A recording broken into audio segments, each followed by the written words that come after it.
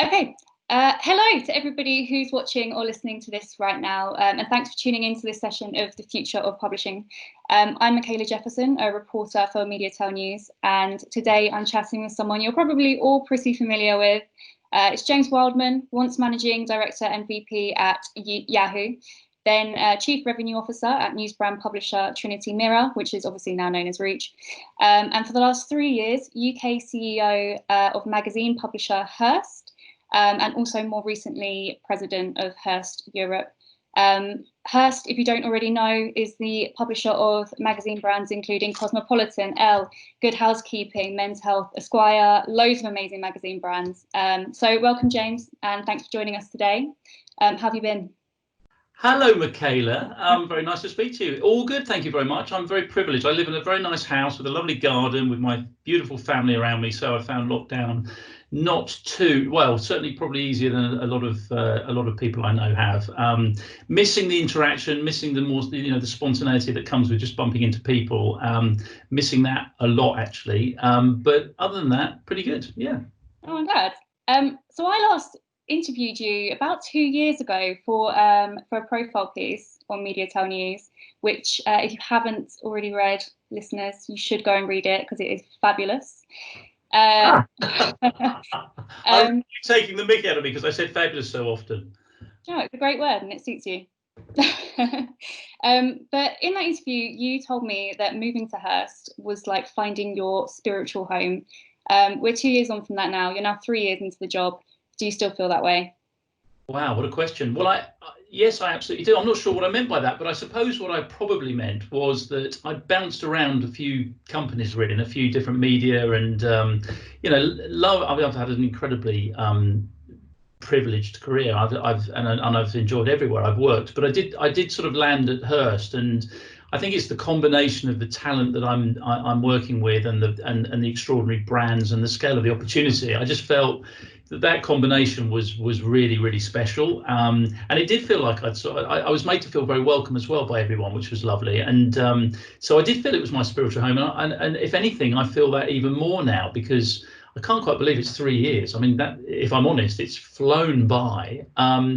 But I just still feel exactly the same way about this incredible combination of everything that we have, and clearly I'm sure we're going to be talking about the current crisis and what that means for everybody. But nothing has really changed in terms of the fundamentals of our business, and the fact that I'll have to name drop a couple of things if I may. I mean, it's the we won last week. This is hot off the press, but we won at the Campaign Publishing Awards, the Media Business of the Year. So I sort of stopped to reflect on that and just thought that's extraordinary. Hearst as Media Business of the Year against the behemoths of everything from News UK to the Guardian to some extraordinary businesses that we compete with in the publishing sector. So I'm extraordinarily proud of the sort of progress we're making and the strides that we've taken.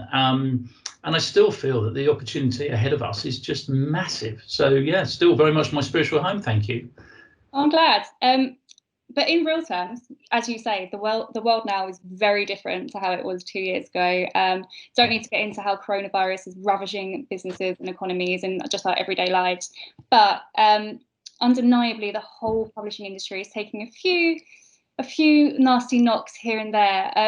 So I'm just, first of all, just interested in how you as a business, as Hearst, as an employer as well, is adapting to lockdown and all the changes that have happened. Well, it's a very good question, and obviously nothing really prepared any business, I don't think, for what we're currently going through. But I suppose we were probably better able to adapt than many, I think, because we've over the last few years we've been really working hard to become a much more progressive, future-facing company. One that is more agile, more able to work flexibly, more tech-enabled, and because of those investments that we've made and the cultural shifts that we've been really pushing, I think we made this adjustment very, very well, actually. And, we've not missed a beat in terms of the business continuity. We've not missed a deadline. Our content is published to time.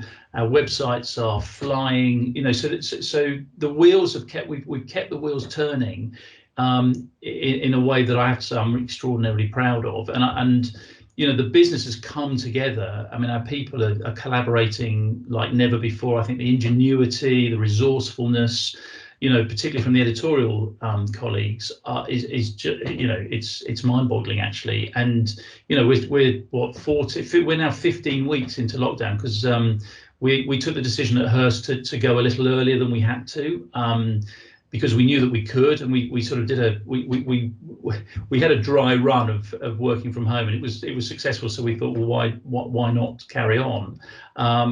So everyone's got their laptop. I mean, everyone's set up at home, and we are, I have to say, in terms of our production and the audiences that we're super serving, we're doing extraordinarily well, and there's lots to say about it, but I think that first and foremost has been the most pleasing thing. And within that, I suppose we should say that there are lots of the trends that we'd already been focusing on have just sped up a lot. So our digital acceleration, which forms a very key pillar of our development and our growth strategy, that's just gone into overdrive in terms of the e-commerce that we're doing and our ability to sign up new subscribers, etc. How we're leveraging our huge digital audiences, been really exciting. So there's loads to say about everything, but yeah, we're cracking on. I think the other thing to say, I suppose, is that in terms of keeping our people really well informed of everything that we're doing. We put communication, strong communication, very much at the forefront. So we do I've done pretty much a daily update to our company. Trying to provide everything from helpful tips to news updates to focusing and featuring some of our brilliant content. We do a positivity post every week for our customers and our colleagues as well, where we bring some of the very best of our content that we're producing to the fore. We're winning a lot of plaudits for that. We do a weekly all-staff meeting, a bit like this, where we shine a spotlight on various parts of our business and developments that we want to promote to our teams. Every Friday morning we all come together as 1,000 of us roughly, and we all join an all-staff call, which is working very well, and we've had good feedback from. So yeah, we've adapted, I would say. I'm not complacent at all, and there's obviously a lot we need to do to ensure our people are all safe and supported, because we're living in incredibly challenged times. And a lot of our editorial people especially are absolutely on the front line of a lot of these things that are going on around us.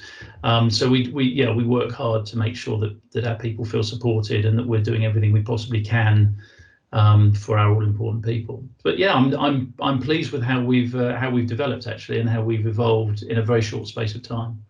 And what about as a publisher of magazines then?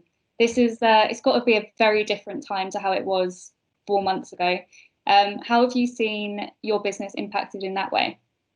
So the print side of the business is interesting. So first and foremost, I'll reiterate that we've not missed a beat, and that's been absolutely brilliant. Considering that we haven't been able to do the photo shoots and the international travel and all of the things that we would normally do and take for granted, has meant, as I say, that our editorial people have been incredibly resourceful in getting the magazines out. Obviously, as consumer behaviour has changed through lockdown, people going shopping less often. A lot of the retail stores that we sell our magazines in have been closed. So our sales have been hit. Our high street sales have been hit to various degrees. Grocery, the big supermarkets have been less impacted, as people still go to. They've also remained open and people still do their weekly shops. Some of the convenience stores, which have been closed for a number of weeks, obviously have been impacted, and More impacted than anything, of course, are the big international travel hubs like the airports and the big, the WH Smiths in the major sort of railway stations, etc., where our sales have literally gone pretty much to zero. So overall, through lockdown, the sales of our magazines have been impacted to about 25%. I mean, this is probably in line with most media companies across the whole spectrum. The bright light, though, to that, we're seeing come back now as the shops reopen and we're getting back to normality and people are starting to get out and back onto the high street and shopping again. So we're seeing it week after week improve in terms of the high street sales. But the real sort of nugget, if you like, is our extraordinary growth in subscription, and our subs are up 100% plus on pretty much every title. Which is extraordinary and very encouraging for our future trends. So people voting. I suppose people thinking, our digital audiences have never been stronger, and maybe that's stimulating an appetite for more of the print content, in which is in turn driving our subs uptake. So print has long term, as we said earlier, long-term trends speeding up. We've seen an acceleration in some of these longer term trends, some of which will correct themselves, of course, as we go back to something like normality, and we're seeing that as we're going. I mean, the biggest impact, of course, has been advertising, and that's true of media generally. That's not an issue that's specific to magazines or print. Every medium, from cinemas who aren't even open through to television, etc. I mean, we saw in Q2, April and May, a collapse of advertising, circa 50%. But each month now, that's improving bit by bit as we're seeing confidence come back and consumers starting to shop again, etc. So it's it's just been a topsy-turvy, incredibly bumpy ride over the last few months. But we're seeing a gradual return to something like normality. I don't suppose it's ever going to get back to quite what it was, but only a matter of months ago. But certainly encouraging signs.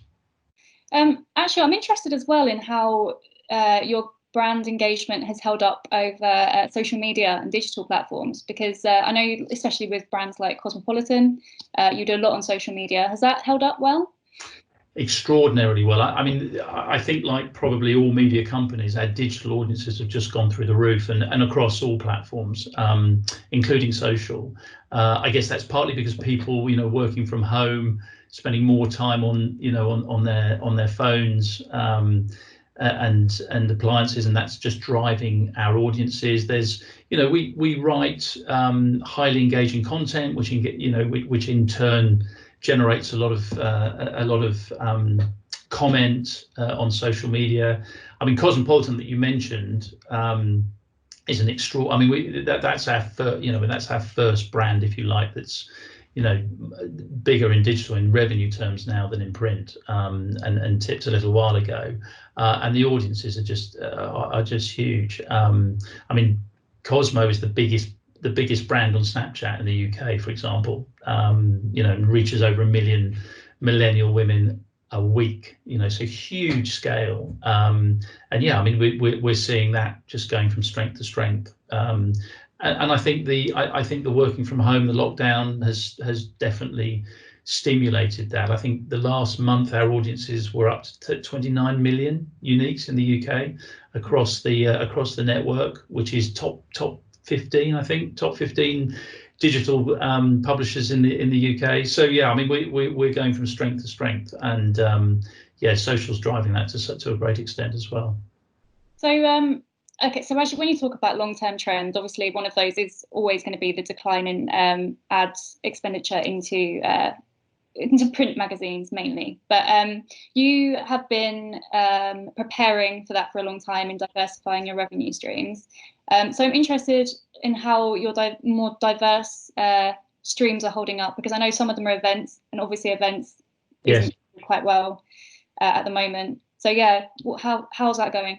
Well, that's not the most successful one at the moment, obviously. I mean, it's interesting. I mean, alongside digital acceleration, the second of our real focuses is revenue diversification, as you say, and we've made huge progress over the last few years on a number of different businesses, actually, of which Hearst Live, the events business you refer to, is one. Now, clearly, that's literally gone to very little, but having said that, even on events, again, the resourcefulness of the teams, we've run since lockdown 3 successful virtual events. So Women's Health Live, which we unfortunately had to cancel, one of our big showcases that was due to run in May. Obviously we couldn't because of the lockdown, but the team ran that as a virtual event, and we had a weekend of videos and classes and influencer presentations, and it was extraordinarily successful and generated many millions of video views across platforms. We had, I think, 12,000 people registered, which that's an interesting data play for us. We then, with learnings from that, we then ran a month later, so last month now, the first virtual country living live event, our spring fair, which is a huge event usually in normal times. We ran as a weekend's virtual event, and that had everything from keeping bees and chickens in your back garden to making elderflower cordial, etc., and lots of videos and personalities and celebrities. And we actually ran there was a pop-up marketplace that we ran on Instagram Live as part of that virtual event to support the artisans that are such an important part of our business and our country living business. And that was very successful as well. So we're learning, and we're innovating, as of course we must. So Hearst Live, our events business, we're not sure yet when we're going to be back running these the big live events that we're known for, but we remain ever hopeful that we'll be back in business in a meaningful way next year.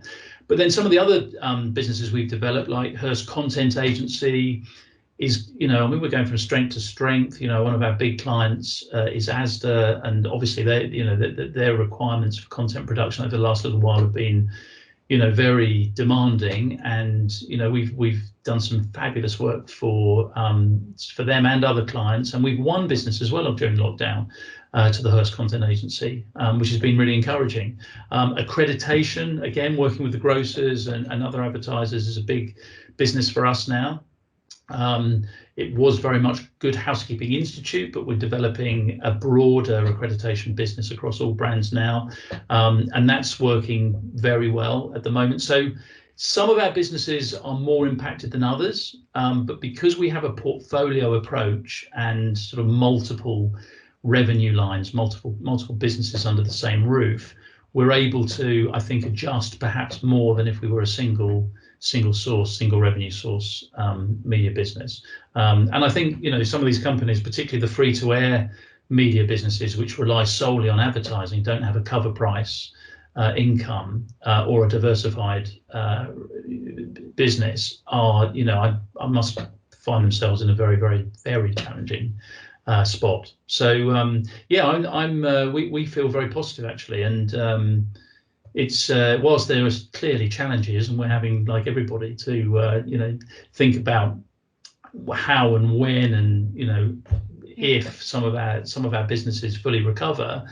The fact that we have a number of bases covered is a good thing, I would say, for Hearst. Yeah, for sure.